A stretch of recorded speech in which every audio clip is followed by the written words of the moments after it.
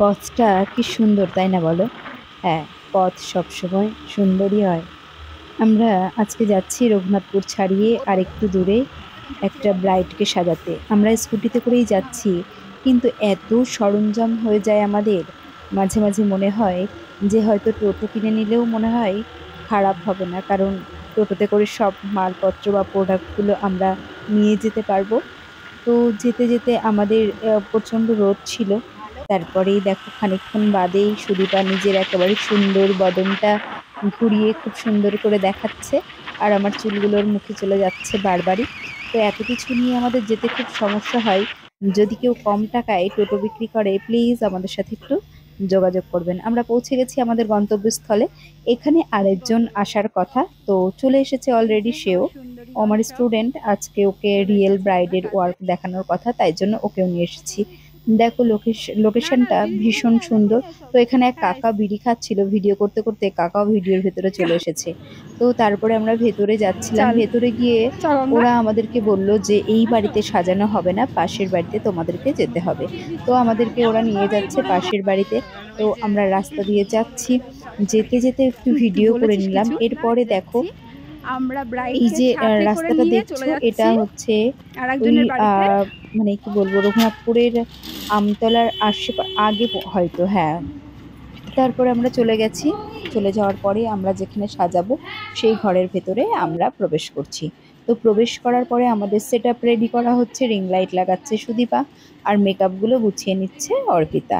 তো এরপরেই আমরা ব্রাইডকে সাজানোটা স্টার্ট করে দেব। ব্রাইডকে সাজানোর সব স্টার্টের আগে জায়গায় তো যে স্কিনটা দায়িত্বটা প্রিপেয়ার পালন করাটা করে খুব আমাদের দরকার।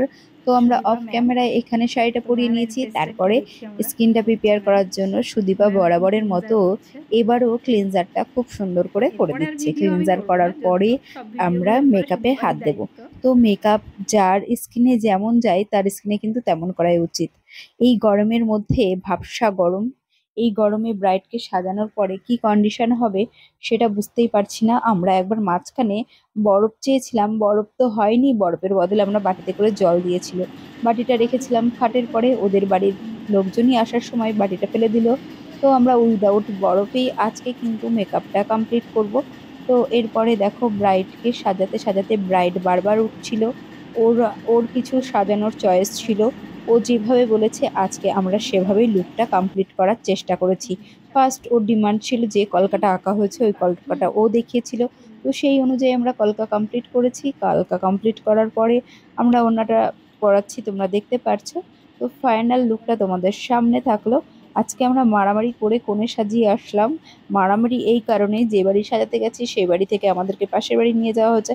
সেখানে গিয়ে জিনিসপত্র গুছিয়ে গাছিয়ে নিয়ে আবার চলে এসেছি ওদের যে বাড়ি সেই বাড়ি থেকে আবার বলছে যে ওই বাড়িতে যেতে হবে, ওখানে গিয়েও টাকা ফোন পে করবে। এই করেছি, করে করে কিন্তু আমরা শেষমেশ হ্যাঁ হ্যাঁ, ঠিক আমাদের করে দিচ্ছি। ব্রাইডের থেকে একটুখানি রিভিউ নিয়ে নিয়েছি। তো তোমরাও দেখে কেমন বলো যে লাগলো কেমন গঙ্গা তোর? লাগছে আজকের ব্রাইড গঙ্গাকে। থ্যাংক এরপরে ইউ। আমাদের কাজ কমপ্লিট হয়ে গেছে। তো আমরা আমরা চার বাড়ি আসার দিদি জন্য আমাদের কাজ প্রস্তুত। কমপ্লিট হয়ে গেছে। এখন আমরা কোথায় যাব? বাড়ি। না, আমরা পার্লারে যাব। তো রাস্তায় চলতে চলতে আমরা আরেকটু ভিডিও করে নিলাম। তোমরা সবাই ভালো থেকো, কথা হবে নেক্সট এই যে কোনো এই ব্লগ জায়গাটা। ভিডিওতে। তো চলো, তোমরা যদি চাও নিজেদের ব্রাইডকে এমন সুন্দর করে সাজাতে, অবশ্যই কিন্তু আমাদের সাথে কন্ট্যাক্ট করতে পারো। আমার কন্ট্যাক্ট নাম্বার 9749515585।